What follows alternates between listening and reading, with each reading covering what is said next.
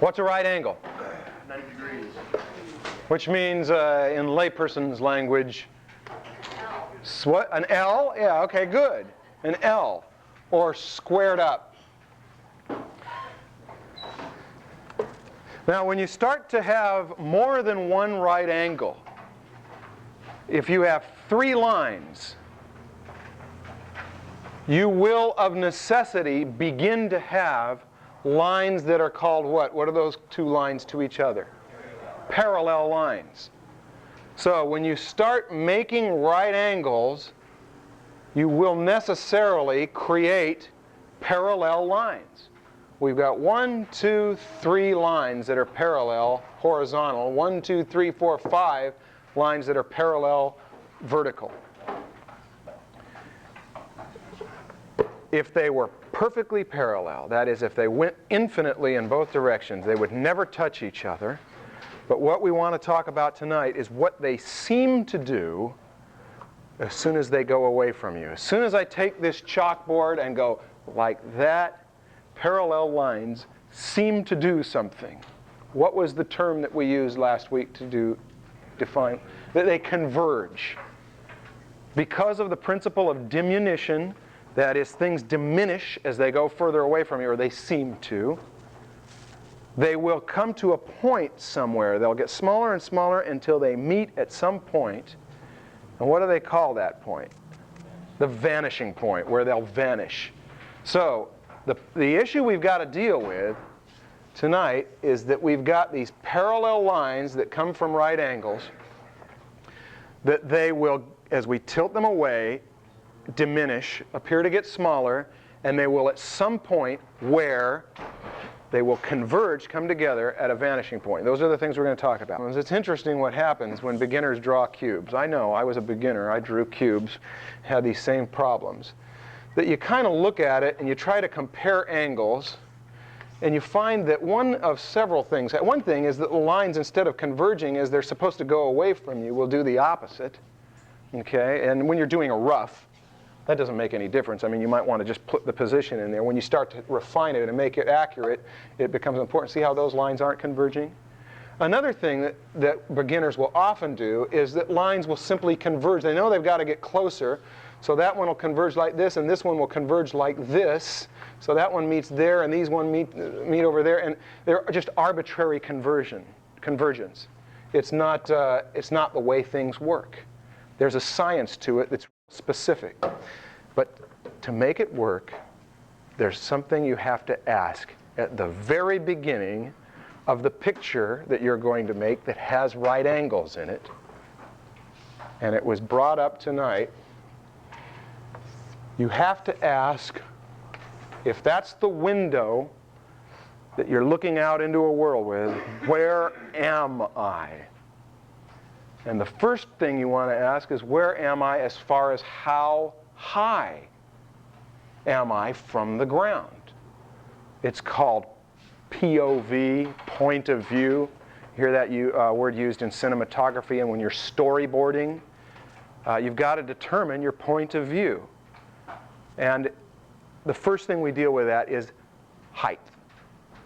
You've got to find where your horizon line is. Now, in these perspective books that you're reading, they say that horizon line and eye level are the same thing. Has that ever confused you? Or has that ever kind of thrown you into my eye level and the horizon? I mean, they're as far apart from each other as any concept we're dealing with in making a picture, and yet my eye level and the horizon are the same thing? That is, if I move down, the whole horizon moves down. If I move up, the horizon moves up. That confused me for a long time, to say that if that's where the earth meets the sky, that's my eye level. And if that's where the earth or the ocean or whatever meets the sky, that's my eye level. There is a reason for it. This helped clear it up for me. Do you remember when you were a kid and you went for a ride in the car to Grandma and Grandpa's and there was a moon out? Do you remember that the moon followed you wherever you went? And it seemed like the moon was moving, and yet the moon is not the thing that's really moving. like all those other things around you are. There's a reason this happens. If I have something close to me and I walk past it, do you see what happened? If I hold that in the same place, it's like it's in front of me, it's at the side, it went right back real fast. Somebody sitting in the back of the room, see, there was this kind of movement there. Somebody sitting in the back of the room when I take a step like that moves just a little bit. Somebody down the street moves infinitesimally. Something as far away as the moon, for practical purposes, it's at an infinite distance, right? Which means it doesn't move in my field of vision at all, which means if I walk 3 miles, it's always right there with me. Whereas the trees will go past me. But the moon seems to stay right there with me. The horizon does the same thing. Because your relationship to it doesn't change, it's always infinite. If I go up and down, boy, that fist really moved in relationship to my eyes, but the horizon line is going to stick right with it. Does that make sense? So that's how it was that when you got home from Grandma and Grandpa's, the moon was still there at your home, and yet there it was at Grandma and Grandpa's, whereas all of the other things changed.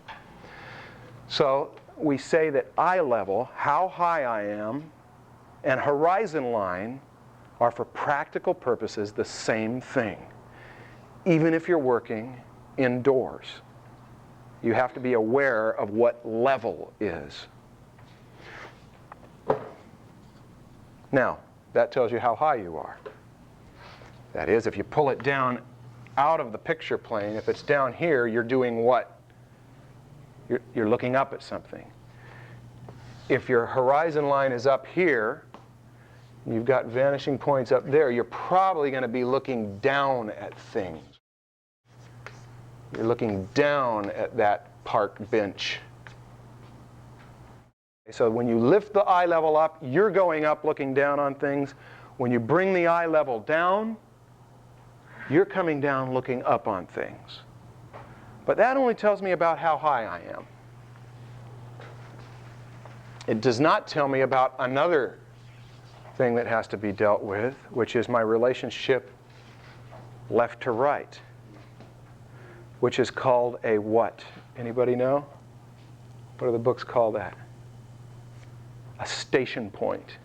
You establish this station point, and you say, now, I know where my height is, and I know vertically where that axis is. That's the station point. So let's do the old railroad analogy. It's a good one for making the point. There's the railroad track going back to the horizon. That's the vanishing point on the horizon. The vanishing point must be at a horizon. It's going to get more complicated than this, but I want to take it simply. We have to say, where is the railroad track? Well, the railroad track is right here in front of me, which means the ties on that railroad track are going to be what to my picture plane? They're parallel, yeah. They are parallel in reality. That is, if you look down on the railroad track, those ties look like this, do they not? Or actually, gosh, yeah, the rails have to go over the top of them or we'll have a little trouble. They are in reality parallel to each other, and in one-point perspective, they look parallel to each other. What else might there be in here? Let's say that there might be let's put some people standing here. Let's have a person standing here next to the railroad track and another person standing here next to the railroad track. And we'll see that the major axis of their bodies, as they're standing up straight, they are vertical. Same thing would happen if you had a little building that was sitting around here somewhere. There would be now vertical lines. They are parallel. Those lines are parallel, and they appear parallel. But there is one set of lines that is parallel, still dealing with right angles, that appears to go away. It's the ones that are receding from my vision that will meet at one point. Now, that's a limited way to create space. It happens. Cynthia's desk is at 1 point perspective to me. Your desk is at 1 point perspective to me when I turn my head like this. But I can't turn my head enough to where Scott's desk will be in 1 point perspective. For 1 point perspective to happen, these right angles have to be lined up so that you've got a set that's going to stay horizontal to you, and you've got a set that's vertical, and one set of parallel lines going away from you. Does that make sense? As soon as you step off that railroad track, what's going to start to happen? If those tracks are going away from you like this, they're still going to converge over there at the horizon line. We'll make our horizon line.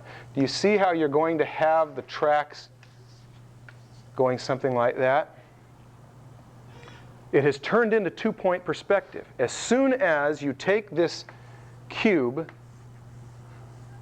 which is sitting in front of you like so, and you turn it so that the corner faces you, now you've got a new set of lines that converge. Do the verticals converge? They are, in fact, parallel to each other on the cube, and they appear parallel to each other here because they're not going away from you. But now, this set that was horizontal is now going away from you, and they're going to converge somewhere. And the set going away from you to the right is going to converge somewhere. So you've got 2 vanishing points now. And that's why that is called 2 point perspective. Let's do a cube here. We'll put it on the horizon, or put it on the vanishing points on the horizon. Now, most of you know this from basic drawing. I'm going over it because I want to make it real clear, step at a time, what we're doing. 1 point is when you're looking right along something. That is, your face is parallel to a set of the lines. 2 point is when you tilt that thing, so now you've got 2 sets of parallel lines going away from you, and they will converge at a vanishing point. Now, this doesn't just apply to cubes. It applies to anything. Desks, tables, buildings, the lockers in the hall. Right? You can do a picture of the hallway where you're looking down the hallway, right? And you've got all sorts, you can have all sorts of things in there, but you're basically going to have a set of, let's line it up square for simplicity's sake. You're going to have a set of lines that recede from you, and you're going to have all these vertical lines of lockers. They're going to go to some arbitrary point, or actually it's not an arbitrary point, it's where your eye level is. But then, because I'm standing right there, if I turn, make this a different picture, so that I see, my vanishing point is going to be over here. I see these lockers over here like this. That means they're going off to that vanishing point, but if I swing a locker door open so that it's at right angles, forget about the arc that it makes. Let's swing one open. It means that those locker doors are going to have to come out something like this. Right? Now we've got a set of lines. That locker door is going to come out of there like that, and it's going to converge at a line on the horizon also. It turned into 2 point. When I was standing like that, it was 1 point. Turned into 2 point when I stepped into a different position. Now, does this make sense? And can you see that it applies to books? It applies to the street. It applies to that chair over there, even though that chair is going to have a number of complexities because it's got stuff like this going on, and it might have a curve like that going on, and a curve going on like that. Nevertheless, it's basically right angles. Okay, so now you understand 1 and 2 point. So what's such a big deal about 3 point? You know, the Renaissance artists didn't know or care about 3 point. When did 3 point come in? Anybody know? That's right. 3 point came in the 20th century. As far as I know no evidence of the study of it previous to that, because that's when skyscrapers came in, and airplanes and hot air balloons and helicopters. And so now we start to see things differently. And what you're doing with 3-point, remember 1-point, one set of lines converges because it goes away from you. 2-point, two sets are going away from you. One is staying the same, the vertical ones. So there we've got that basic 2-point.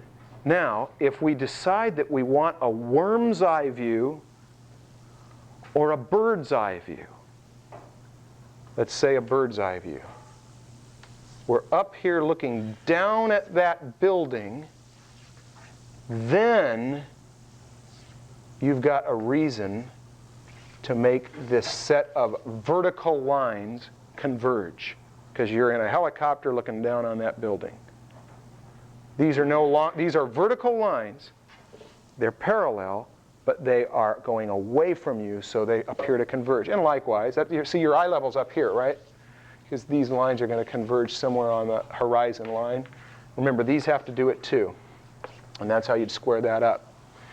If you're doing a worm's eye view of the same kind of thing, you're going to have your eye level down there, and you're going to have this building going up like that. Horizon line will be down there. And what's going to happen?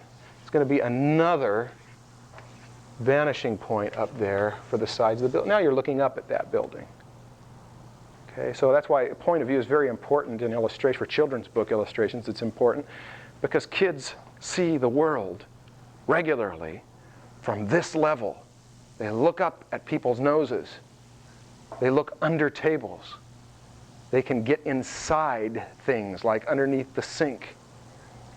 And so when you draw for a kid, if you want empathy, you will draw from the kid's perspective, from the kid's height, point of view, which is a simple thing to do. You don't have to get down on the ground to do that necessarily. It might help so you can see that there's bubble gum underneath those things.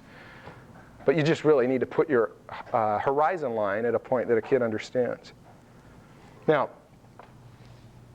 this applies to the cube, which could be a building, which could be a box, which could be the desk, which could also be, as George Bridgman made a big issue of, a human head. You can kind of sculpt a human head out of there, and you'll be able to look down on a human head and keep it consistent because you're thinking of the human head as a piece of architecture where you can see the planes. You'll see that that's going to fit into a cylinder down there, and the torso will be under there. And the same thing if you're looking up. You're going to have a box that you're looking up at. And if you can do that, then you can figure that a human head would fit into a box that you'd be looking up at. And you'd do the same thing. The ear would go there, the eyes would go somewhere in there. No, it's a specific.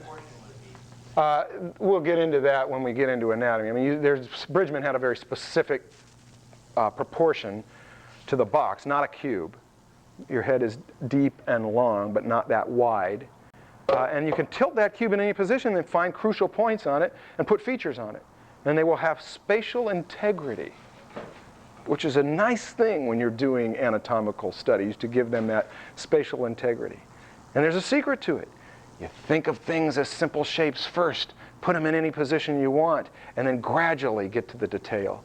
And all that detail will conform to the big shape in the same way that every little window on this building, every little window, and not just every little window, but every little in and out on the window pane will conform to that vanishing point, or that vanishing point. Because it's all right angles. There may be some curves in there. We'll get to the curves. Now, here's the big secret. The big secret of understanding 1-point, 2-point, and 3-point.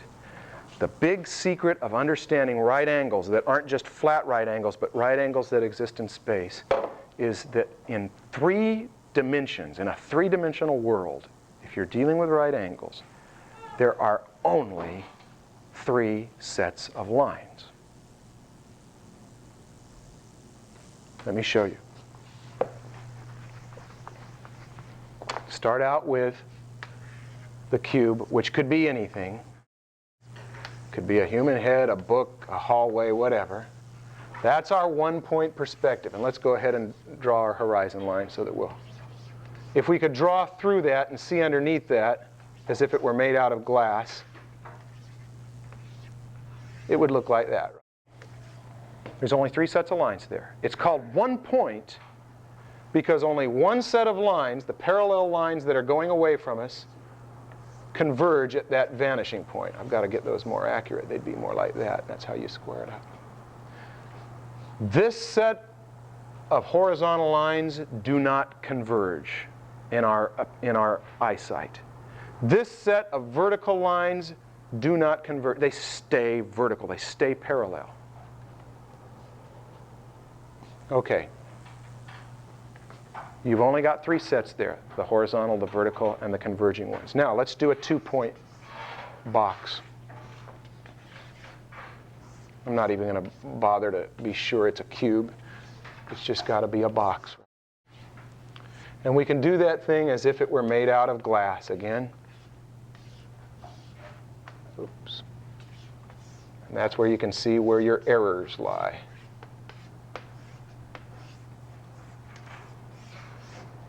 Two-point perspective, only 3 sets of lines. The first set of lines doesn't converge. Which set is that? The verticals. The verticals just stay parallel. But the set that goes away from us to the left converges at a vanishing point. And there's another set that used to be horizontal, but we've tilted it like that, and that set now goes away from us to the right and converges at a vanishing point. 2 of the sets of lines converge. 2 of the 3 sets converge, so it's 2-point. And now we'll do the same thing. I'm not going to bother to find those vanishing points there. Now we're going to look down on this box. And now there are all parallel lines on this, assuming it's something that's shaped in a right-angle box. But now all of the lines converge somewhere. 3 sets, all 3 of them converge. These ones off to the left somewhere, these ones off to the right. And this set that used to be vertical, down as they go away from us. Hence, 3-point.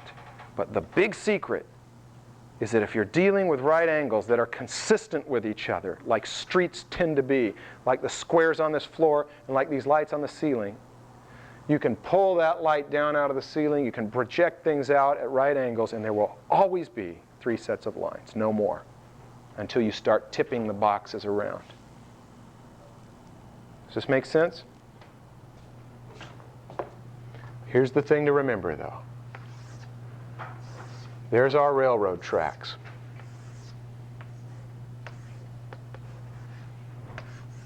All right angles on those railroad tracks. Nothing but right angles. If we extend those rails and they're perfectly parallel and we extend them for several miles, you look down there at the horizon line and it seems like they touch somewhere. But you know what happens? If you walk, if somebody goes out there and plants a little flagpole, and you walk to that flagpole, what will you do when you look down? Oh gosh, they didn't touch. And then you'll look out and you'll see another horizon line out there further where they touch. And it's like an oasis that's a mirage. It's just going to stay out there because in reality, these will never touch. This is something that's happening in your eyes because your eyes are lenses. Because you're looking through a kind of window, and so it's an optical illusion. So when all these Renaissance artists started to analyze that optical illusion, they saw that there was a science to it, that it conforms to certain laws, and so because it conforms to certain laws, there are certain rules about how you use it, and this is it. That's the difference between 1, 2, and 3-point perspective. Any questions about it? Yes? Could I go over the last one again? You mean the 3-point one? You want me to make it more specific so I actually find the vanishing points? Okay. I've got to start over then. Actually, let me do one that we're looking up at and one that we're looking down at. make a new frame. Gosh, this thing makes it dirtier. Let's make our horizon line there. And let's make it so that we're looking down at a building. I'll do my first vertical line first. That's where my eyes are. I'm looking down at this. That's the corner. We'll say that that vanishing point's there and that vanishing point's there. Looking down at this building. Now, 3 sets of lines. The ones that go off to the right, the ones that go off to the left, and the ones that go down to some point down here. Got to come from that corner. And then how will I find that line? It's the set that goes off to the left. How will I find that one? That set that goes off to the right. So you're looking down on that. Now let's do one where we're looking up on it. Same thing. Let's put it up over our eyes like that. That's that corner that's facing me. We've got a line that's going to go down like that and like that. Let's say they go that far. We've got to find where the other ones, one that goes off to the right, one that goes off to the left. We found the underside of that cube, and there'll be one point right there. Let's make it up there. Make it point up there. Make it point up there. Where are you going to find the hidden ones? Goes off. There's only 3 sets of lines. The ones that go to that point, and the ones that go to this point, and the ones that go to this point. 3 vanishing points. Now let's say that we're going to have one right in the middle at our eye level. And what's it going to do? Well, you couldn't do that one as 3-point unless you were to bend it, which you got a vertical set. You got a set that goes off to the right. You've got a set that goes off to the left. On the bottom one, where's the third vanishing point? The third vanishing point is right here.